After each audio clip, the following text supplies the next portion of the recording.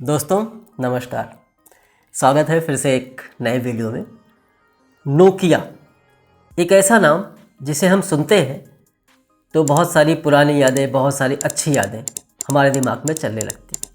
आज के वीडियो में हम बात करेंगे नोकिया कैसे इतना सक्सेस हुआ, लोगों के बीच में इतना फेमस हुआ और धीरे धीरे वो मार्केट से कम होता गया और लगभग एक तरह से कहें तो गायब हो गई।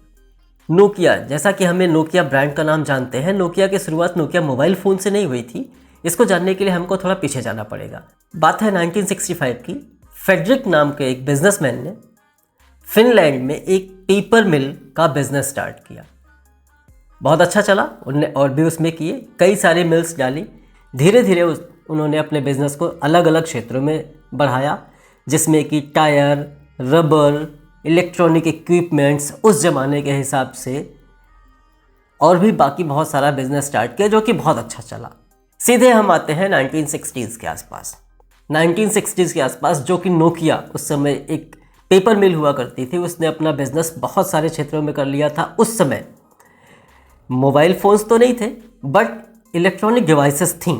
इलेक्ट्रॉनिक डिवाइसेस में नोकिया बहुत अलग अलग क्षेत्रों में काम कर रहा था, जिसमें अगर हम बात कहें कि स्विचेस की बात कर रहा था जो टेलीकम्युनिकेशन फील्ड में लग रही थी।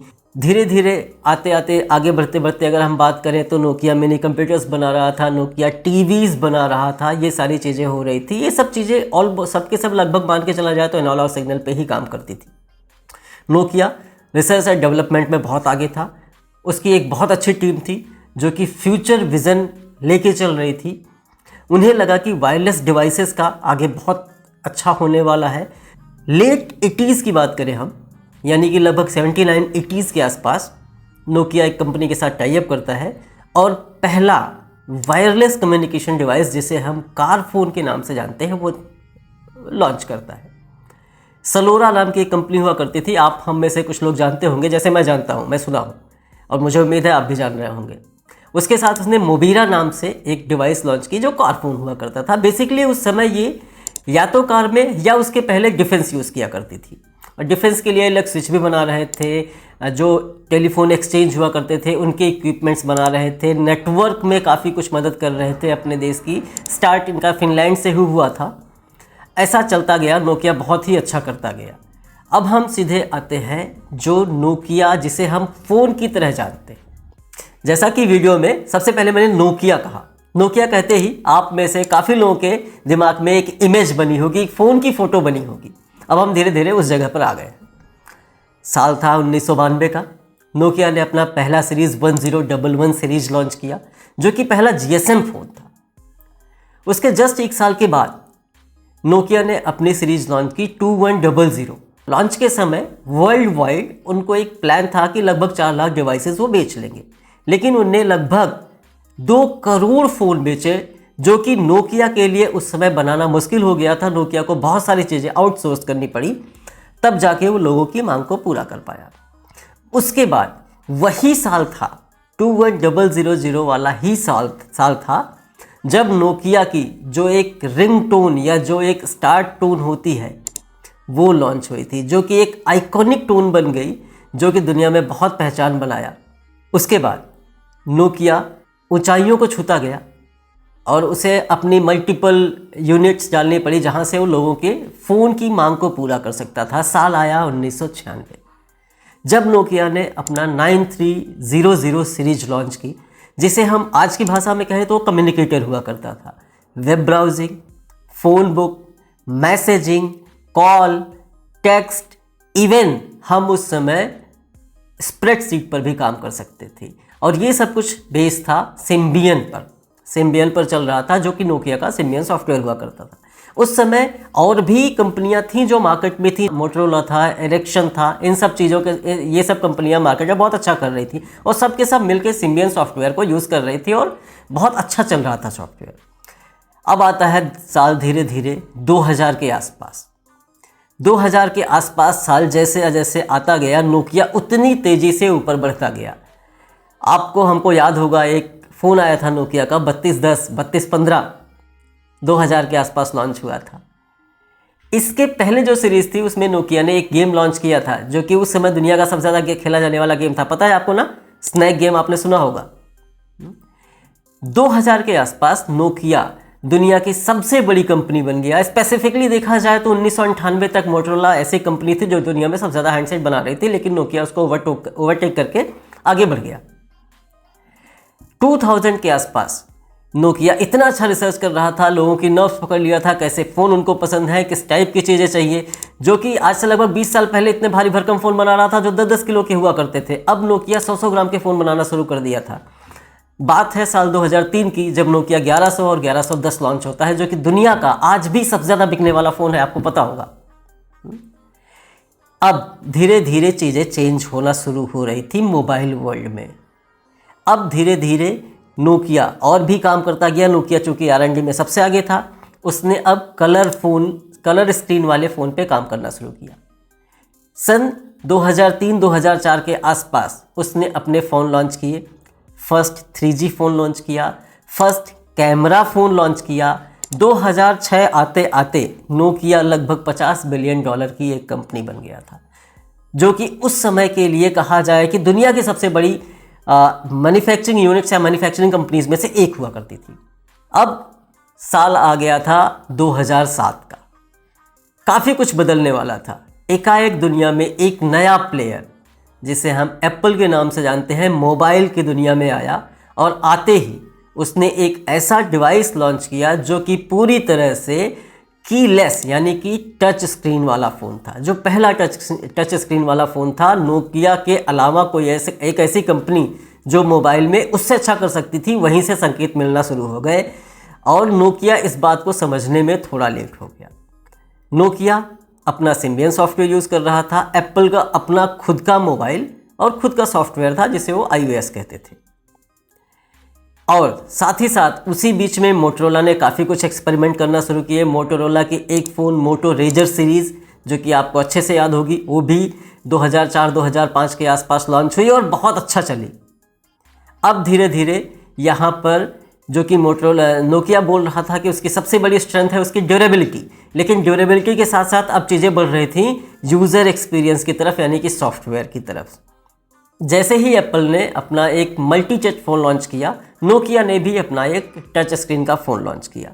सिम्बियन थोड़ा सा नोकिया को अलग लगने लगा, तो नोकिया ने भी प्रयास करने शुरू किए नए सॉफ्टवेयर की तरफ। तो उसने एक नया सॉफ्टवेयर अपने फ़ोन में लॉन्च किया, मीगो, हम उसमें आगे बात करेंगे।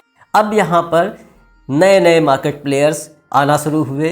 गूगल की एंट्री होती है मोबाइल फ़ोन इंडस्ट्री में, और वो एक ऐसा सॉफ्टवेयर बेस लाता है जिसे हम एंड्रॉयड के नाम से जानते हैं।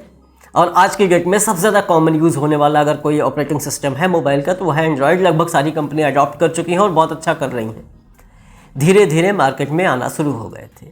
यहीं से 2007 में जो कि लगभग 70% शेयर मोबाइल फ़ोन का नोकिया के पास था, वो धीरे धीरे कम होना शुरू हुआ।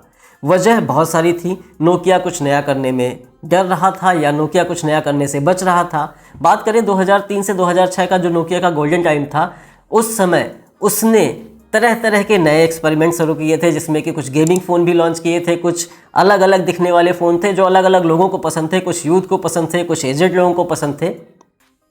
अब बात करते हैं हम नोकिया के फॉल डाउन की। 2007-2008 के आसपास नोकिया का मैनेजमेंट चेंज होता है, जो कि बहुत अच्छा लेके चले आ रहे थे पिछले एक दशक से। उसके CEO वो चेंज होते हैं और नोकिया में बहुत सारी प्रॉब्लम्स आना शुरू होती है। वहीं से नोकिया कुछ नया करना नहीं चाह रहा था, बाकी कंपनियां बहुत तेज़ी से कर रही थी। अब धीरे धीरे नोकिया की सेल डाउन हुई। जैसा कि हम बात कर चुके हैं, मैनेजमेंट के इश्यूज़ के कारण नोकिया में बहुत सारे प्रॉब्लम्स होना शुरू हो गए थे। अब होती है एंट्री स्टीफन लॉब की, जो कि पहले माइक्रोसॉफ्ट के ऑफिस विंग में काम करते थे। माइक्रोसॉफ्ट ऑफिस जो उनका होता है उस विंग में काम करते थे। वो एज अ CEO बन के नोकिया के आते हैं। उस समय तक नोकिया अपना जो मीगो ऐप है उसके लॉन्च कर चुका था। उससे रिलेटेड उसने डिवाइसेस निकाली थी जो कि N सीरीज़ की डिवाइसेस थी, और बहुत अच्छा यूज़र इंटरफेस लोगों को मिल रहा था। लोग कहीं ना कहीं पसंद कर रहे थे उसको। धीरे धीरे नोकिया की सेल इतनी गिरती गई कि नोकिया को भी लगने लगा उसे एंड्रॉयड से जो एक कंपटीशन मिल रहा था, या कहें कि एंड्रॉयड उसको लगभग एक तरह से ख़त्म करता जा रहा था मार्केट से, उसका कोई कॉम्पिटिटर चाहिए था, या खुद वो अडॉप्ट कर सकते थे एंड्रॉयड को। बट उनने क्या किया, उनने जो माइक्रोसॉफ्ट है, माइक्रोसॉफ्ट के कोलैबोरेशन किया उनने, और माइक्रोसॉफ्ट के कोलैबोरेशन से उनने फ़ोन लॉन्च करना शुरू किए। माइक्रोसॉफ्ट और नोकिया के कोलैबोरेशन के बाद जो उनने फ़ोन लॉन्च किए वो सबसे पहला फ़ोन था ल्यूमिया, जिसमें नोकिया का कहीं कुछ भी नाम नहीं था। फ़ोन का नाम था ल्यूमिया और ऑपरेटिंग सिस्टम था माइक्रोसॉफ्ट। उसमें जो नोकिया को उम्मीद थी कि वो बहुत अच्छा चलेगा, लेकिन वो लोगों को पसंद भी आ रहा था। लेकिन इसके पहले जो स्टीफन थे उनने क्या किया कि उनने जो मीगो ऐप था, जो लोगों को काफ़ी पसंद आना शुरू हो गया था, जो आशा सीरीज़ थी, बहुत सारे फ़ोन लॉन्च हुए, एन सीरीज़ के बहुत सारे फ़ोन लॉन्च हुए, उसको डिसकंटिन्यू कर दिया। सिम्बियन भी डिसकंटिन्यू हो गया और सिम्बियन से अच्छा जो उनने मीगो लॉन्च किया था उसको भी डिसकंटिन्यू कर दिया। अब आ गए वो पूरी तरह से माइक्रोसॉफ्ट पे। धीरे धीरे नोकिया की हालत जो माइक्रोसॉफ्ट के कोलैबोरेशन के साथ बनती चली गई थी वो इतनी बुरी हो गई कि 2014 में नोकिया को माइक्रोसॉफ्ट ने एक्वायर कर लिया और सिर्फ $7 बिलियन में, जो कंपनी कभी $50 बिलियन की हुआ करती थी। सिर्फ और सिर्फ 4-5 सालों के अंतर पे एक माइक्रोसॉफ्ट का ही एक्स एम्प्लॉय जो आके नोकिया ज्वाइन करता है और वो नोकिया को माइक्रोसॉफ्ट के हाथों ही एक्वायर करवा देता है $7 बिलियन।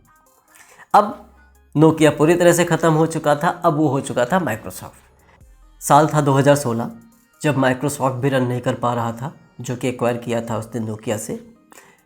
वो नोकिया, जैसा हमने शुरू में बात की थी, फिनलैंड से स्टार्ट हुई थी। फिनलैंड में ही स्थित एक कंपनी जिसे हम HMD ग्लोबल कहते हैं, जो कि फॉर्मर नोकिया और माइक्रोसॉफ्ट की जो एग्जीक्यूटिव से उन्हीं की एक तरह से कंपनी थी, जो बेसिकली फॉक्सकॉन था। फॉक्सकॉन की कंपनी थी जिसे HMD ग्लोबल चला रहा था, उसने एक्वायर कर लिया 350 बिलियंस में। इतनी बड़ी कंपनी जो जहाँ से शुरू हुई थी, कहाँ होते होते वो वापस वहीं पर पहुँच गए जहाँ से वो स्टार्ट हुई थी। और 2016 में ये सब कुछ होने के बाद जो नए लोगों ने कंपनी को लिया था, उनको लगा कि वो बाउंस बैक करेंगे और नई नई चीज़ों को, नोकिया को वहीं पर वापस पहुँचाएंगे। फिर से उसी तरह से उनने प्रयास किए, बट अब समय 2000 या 2002 या 2003 का नहीं था, साल था 2016, 17, 18। ऐसे ऐसे कॉम्पिटिटर मिल रहे थे मार्केट में, जो कि जिस प्राइस पे नोकिया फीचर फ़ोन ला रहा था उस प्राइस पे चाइना से स्मार्टफोन मिल रहे थे, जो कि 3G और 4G इनेबल हुआ करते थे। तो नोकिया जैसा ब्रांड, इतना बड़ा ब्रांड, जो कि आज भी हम देखें तो 10 फ़ोन, अगर हम टॉप सेलिंग यूनिट्स की बात करें तो जिसके 7 फ़ोन है, मतलब वो कितना बड़ा ब्रांड हुआ करता था, आज की डेट में 0 हो गया। हमारा नोकिया के ऊपर बनाई गई ये स्टोरी, जो कि उसकी सक्सेस से लेके उसके फेलियर तक है, आपको कैसी लगी हमें कमेंट के माध्यम से बताइए। हमें सपोर्ट करने के लिए इस वीडियो को लाइक करें और चैनल को सब्सक्राइब करें। धन्यवाद।